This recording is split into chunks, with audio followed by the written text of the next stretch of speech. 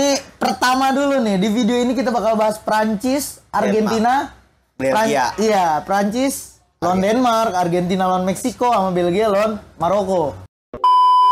Denmark nggak kalah sih. Denmark nggak kalah Nggak emang. kalah.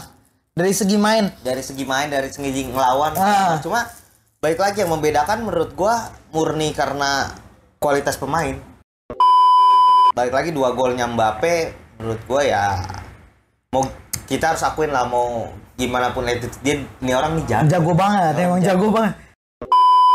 Bahaya buat Argentina ketika ketemu tim-tim yang emang main rapi. Ketika ketemu Spanyol, ketika ketemu Jerman. Ya jangan kan gitu loh, narapnya bahaya itu. Iya kan, ketika ketemu ya Prancis mungkin Iya, tim-tim yang solid kuat ya. yang memang udah terorganisir.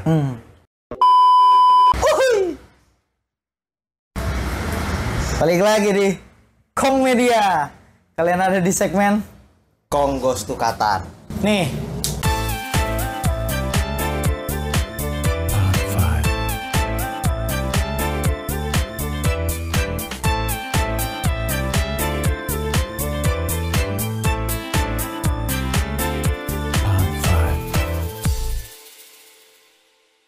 Nggak ada maca lah. Ini lagi sepi ya, nggak ada nobar, nggak ada nobar, nggak ada maca, nggak ada heye. Kemarin sih ada yang makan di sini. rame banget kemarin. Rame banget. Weekend. Nobar weekend. Kita masih ada di Game Lab ya kan. Kenapa lemes banget? Gua habis kerja, capek. Gua habis hancur handphone. Nando lagi lemes. Karena apa? HP-nya hancur. Itu tapi kelindes gak sih HP lu? Enggak ya? Cuman ini aja. kecelakaan tunggal. Kecelakaan tunggal HP lu. Kecelakaan tunggal. Tanpa terlindas, tapi jatuhnya terpelanting ya. Terpelanting. Lu lagi ngebut soalnya. Lagi ngebut. Udahlah. Mau masukin kantong pasti Anda pernah ngerasain kan? Mau masukin Malah kantong, ngelos. ternyata ngelos kantong. Beda ini kecepatan 60 km per jam. Karena kita Kong Goes to Qatar ya kan, jadi bahas apa ini tuh? Piala Dunia ya. Mas, Piala Dunia. Piala Dunia ya kan, kita bakal bahas negara-negara yang seru. Pertandingan yang seru sih sebenarnya, negaranya ada yang gak seru, tapi pertandingannya seru. Ya. Kayak Afrika beberapa bakal kita bahas. Karena seru. Karena seru benar. Karena seru pertandingannya. Ini pertama dulu nih, di video ini kita bakal bahas Prancis, Argentina, Belgia. Iya, Prancis lawan Denmark, Argentina lawan Meksiko, sama Belgia lawan Maroko. Ini Prancis dulu nih, Do. Ya kan kita, ya lu tau lah ya, nih di video ini nih kan nanti ada nih sebelumnya. Kita nggak nonton banget gitu loh. Nonton sekilas-kilas aja. Ya. Mungkin Raffi itu, Raffi yang nonton, Vian ya kan. Dia pada nonton tuh. Gua udah ngeliat highlight juga sih nonton. Iya, sekelibatan lah ya. Statistik lah. Menurut lu gimana, Duh? Nih, kok dikit menangnya? Karena menurut gua dibanding kemarin yang menang 4-1. Kan dulu kayak harus gue tutup ini dikit. Nah, dibanding Prancis kemarin yang menang 4-1 ya, sekarang menurut gua lawannya lebih solid lah ya. Solid lah, lebih solid otot, Denmark. lebih otot Denmark. Dan kalau secara, karena gua nggak nonton full ya, gua cuma ngeliat sekilas. Gue juga. Gua ngeliat dari statistik, Denmark nggak kalah sih. Denmark nggak kalah Nggak emang. kalah. Dari segi main. Dari segi ngelawan. Cuma balik lagi yang membedakan menurut gua murni karena kualitas pemain. Kualitas pemain Prancis menurut gua jauh di atas. Lumayan Jauh ya. Ada gap 2 level lah di atas. Dan balik lagi 2 golnya Mbappe menurut gua ya mau kita harus akuin lah, mau gimana pun itu dia ini orang nih jago banget, emang jago banget. Lah kayak kemarin yang 4-1. Ya. Umpan backheelnya maksud gua anjing banget nih, anak kecil nih maksud gua. Dia terlalu ini loh, maksud gua Mbappe itu bisa jadi game changer. Iya. Tapi ketika dia udah menang atau dia udah golin atau dia udah kelihatan di atas, Mbappe itu yang sifat buruknya di luar permainan ya. Attitude itu dia suka asal-asalan. Gua ngerasa ngeliatnya dia suka asal-asalan nih pemain. Tapi ya menurut gua selama tim lu menang sih itu oke ya. Ngebungkam sih. Iya, ngebungkam. Tapi baik lagi lah, ketika lu lawan tim-tim yang sekelas sama Prancis, bisa nggak lu kayak gitu Iya, kan? iya, benar, kan permasalahannya di situ. Bisa nggak lu dengan ya kalau memang attitude lu mau ngehe gitu, bisa nggak lu pertahanin ketika lawan lu Spanyol, ketika lawan lu Jerman gitu. Jerman, Brazil gitu. Iya. Bisa nggak gitu kan pertimbangan. Tapi kalau untuk overall sih secara permainan Prancis mendominasi ya. Walaupun bola nggak di Prancis terus ya, tapi menurut gua kelihatan lah Prancis lebih matang. Ya dia baru bisa ngeduain itu aja ketika udah mau akhir-akhir, hampir akhir kan maksudnya. Mental juara Prancis di sini mereka sangat punya mental juara gitu menurut gua Prancis. Dan ada pemain yang gua highlight di Prancis tuh Tchouaméni sih. Tchouaméni memang kalau lu perhatiin nggak kelihatan gitu kan. Perannya ya gelandang jangkar sayapnya ya kan. Cuma kalau gue perhatiin Tchouaméni ini mulai jadi roda karena nggak ada Pogba, nggak ada Kante kan. Tchouaméni ini mulai jadi roda atau motor serangannya Prancis nih. Iya. Dia yang mainin tempo, yang naikin bola, jembatanin dari belakang ke depan. Tchouaméni mulai bisa tuh. Iya, mulai tune in lah. Itu. Jadi kalau lu ngelihat secara utuh, gue ngerasa Tchouaméni emang nggak menonjol. Tapi kalau lu ngelihat gameplaynya, menurut gue Tchouaméni berperan juga di situ ya. Di 3-4 Piala Dunia ke depan atau ya 3 Piala Dunia ini 2-3-4 ke depan akan jadi salah satu tumpuan Prancis karena usianya juga masih masih bocah juga kan. Masih bisa 3 Piala Dunia lagi lah. Nih, tadi gue mau nanya apa tuh?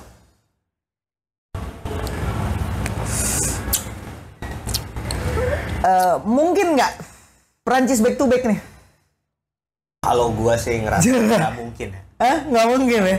Kenapa nggak mungkin? Mungkin dia akan mencetak sejarah baru back to back. Karena gua ngerasa bukannya kutukan atau gimana ya. Itu memang nggak ada ilmiahnya sih menurut gua. Tapi memang udah terbukti kan. Tapi di luar itu gua ngerasa kayak Prancis tim hebat tapi nggak sematang 2018 menurut gua. Masih banyak celahnya gitu. Lah siapa tahu Mbappe bawa juara 2 kali. 2018 mah emang skuadnya gue ngerasa memang Mbappe jago tapi part dari tim yang solid gitu. Bukan dia yang bukan kayak Ronaldo yang numpu Portugal Piala Dunia berkali-kali lah gitu. Tapi nggak menutup kemungkinan, tapi menurut gue agak berat sih. Berat ya? Agak berat. Kayaknya ya berapa persen kemungkinan dia back to back loh? 20% mungkin. 20% ya? Semifinal sih iya bisa. Semifinal sih bisa, tapi gue ngerasa Prancis akan kalah karena kesombongannya gue ngerasa. Loh. Tapi skuadnya oke loh maksudnya. Iya, bukan skuadnya ya kita tahu lah Prancis regenerasinya nggak pernah habis, nggak kayak Belgia yang udah habis gitu kan. Tapi menurut gue secara mental, secara emosional mungkin bebannya akan berat kan untuk mempertahankan back to back ya? Beda rasanya beda. Prancis belum sanggup memikul itu sih. Iya, beban itu. Akan kalah konyol mungkin. Kayaknya sih. Kalah konyol ya. Kayak Brazil di 2014 yang dibantai Jerman ya. Akan seperti itu kah? Kalah karena kebodohan, arogansi timnya mereka sendiri gitu. Mungkin. Prediksi gua aja. Prediksi Anabel. Kita berganti tim loh. Prancis sudah kita omongin. Sekarang Argentina nih. Mesaya. Leo. Menang nih loh. Lawan Meksiko. udah. Chicharito. Meksiko. Udah nggak ada. Udah pupus kayaknya Meksiko ya. Meksiko udah berat lah. Itu tapi Indo. Kiper Meksiko, setahu gue dari 2010 dia main ya? Kiper Meksiko tuh si Ochoa tuh cuma muncul ketika Piala Dunia. Iya. Karena abis Piala Dunia banyak rumor nih dilirik klub-klub gede. Akhirnya nggak juga kan, nggak muncul juga di. Dan dari 2010 loh, 2010 ya. Dia udah, seinget gue tuh udah main ya Ochoa ini ya.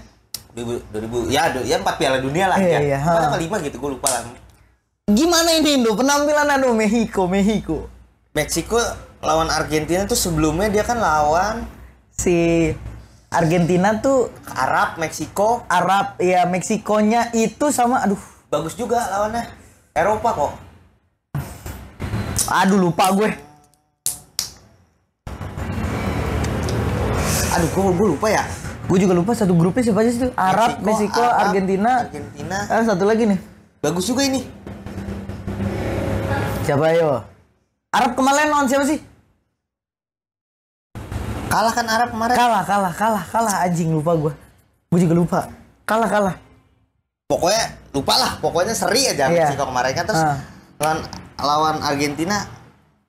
Oh, Polandia. Oh iya Polandia ya. Polandia. Ya. Menurut lu gimana ini, Duh? Lawan Argentina menurut gue ya, balik lagi orang bilang Messi udah habis bla bla bla bla bla bla. Ya kita lihat kayak Argentina menurut gue menang bukan karena main bagus ya, bukan karena as a team main bagus, tapi ketolong gol Tuhannya Messi itu. Iya. Gol dari jauhnya Messi sama golnya Enzo Fernandez kan juga cantik juga tuh kan golnya. Jadi menurut gua ya Argentina ini tim yang mempertahankan gaya sepak bola Amerika Latin menurutku yang mengandalkan individual, jago-jagoan, gocek-gocek sana, gocek sini ya. Pemain hebat dan terbukti Messi masih memikul beban negara di pundaknya sendiri gitu dah. Ya, kalau Meksiko bukan berarti jelek ya, Meksiko bagus, cuma gue ngerasa untuk fighting spirit juara Meksiko kalah sama Argentina kemarin. Karena gue ngerasa kayak Portugal dengan Ronaldonya, orang-orang Argentina ini pengen ngelihat Messi juara sih gue ngerasanya. Kayak semua support Messi habis-habisan. Ya, gue ngerasa kayak ya ini tahun terakhir Messi mungkin ya, Piala Dunia terakhir Messi. Jadi kita udah kalah game pertama, kalau kita seri aja udahlah gitu ya kan. Jadi mau nggak mau harus menang, dan balik lagi Messi ya itulah yang membedakan menurut gue, membedakan Mbappe, membedakan Haaland. Mungkin membedakan pemain-pemain yang baru bersinar dengan Vinicius dengan Ronaldo dan Messi. Menurut gue Ronaldo dan Messi ketika dikasih kepercayaan dia bisa menjawab itu dan ya Argentina layak menang. Tapi Doh, dari secara permainan menurut tuh gimana nih? Argentina ini layak gak sih, maksud gue? Ya kita lihat di game pertama ya bola timbang ke Di Maria, Messi, Di Maria, Messi, selalu kayak gitu. Nah, kenapa Argentina bisa menang lawan Meksiko? Karena Meksiko melawan dengan cara yang sama. Meksiko juga, kita rasa gayanya Latin kan, banyak otot, gocek-gocek, sprint, lari segala macam, dan Argentina dan Meksiko gaya bermainnya sama nih.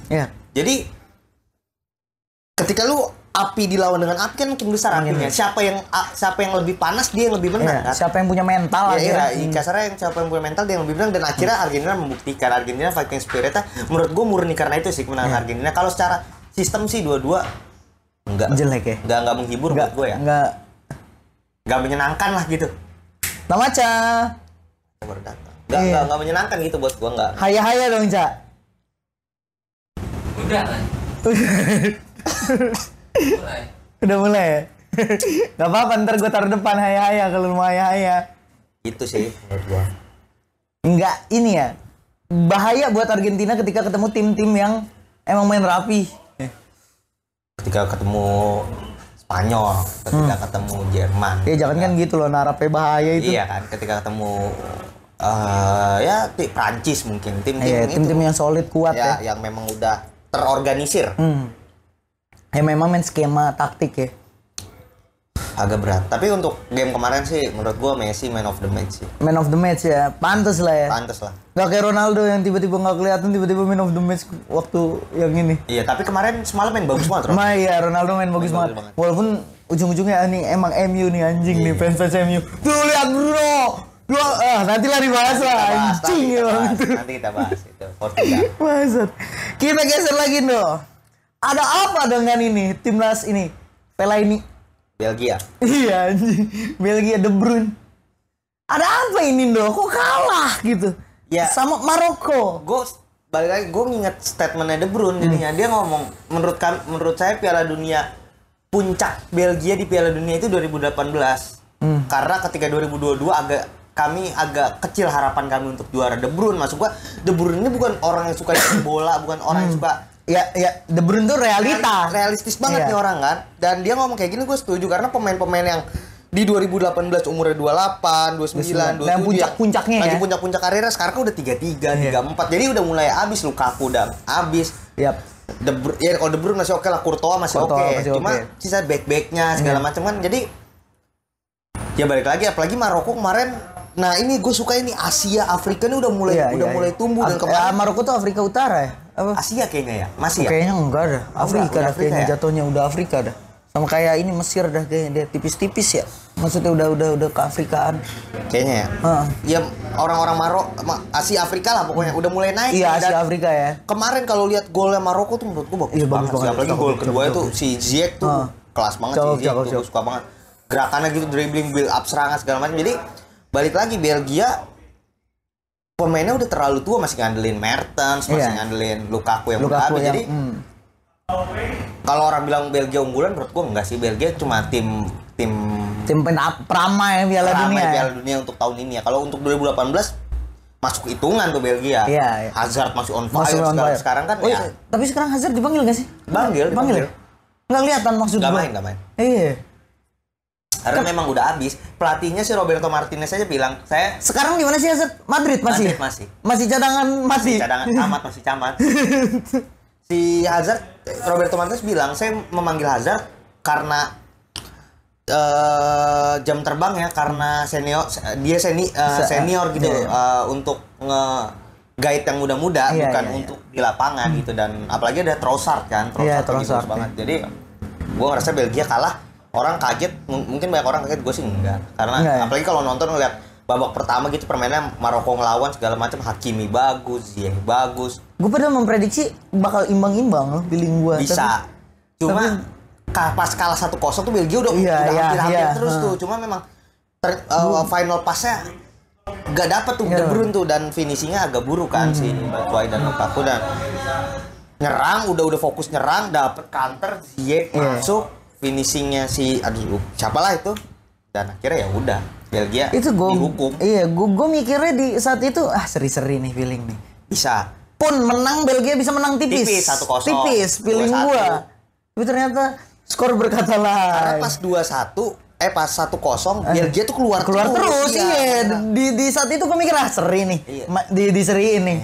Cuma ternyata enggak. Karena finishingnya buruk dan Maroko sabar gitu ya. Sabar. Bukannya dia yang parkir bis buang bola, tapi dia nunggu waktu dia counter, dan akhirnya dapat gol Maroko. Belgia. Jadi Belgia udah habis ya menurut lu ya? Belgia udah habis. Piala Dunia ini sih. Buat ke depan juga Piala Dunia kemungkinan karena regenerasinya nggak ada. Belgia tuh pemainnya masih ngandelin hampir 80% mungkin sama. Ya motornya aja masih De Bruyne. Masih Hazard yang dipanggil, masih si Mertens. Ya akan sulit ya. Akan sulit lah Belgia.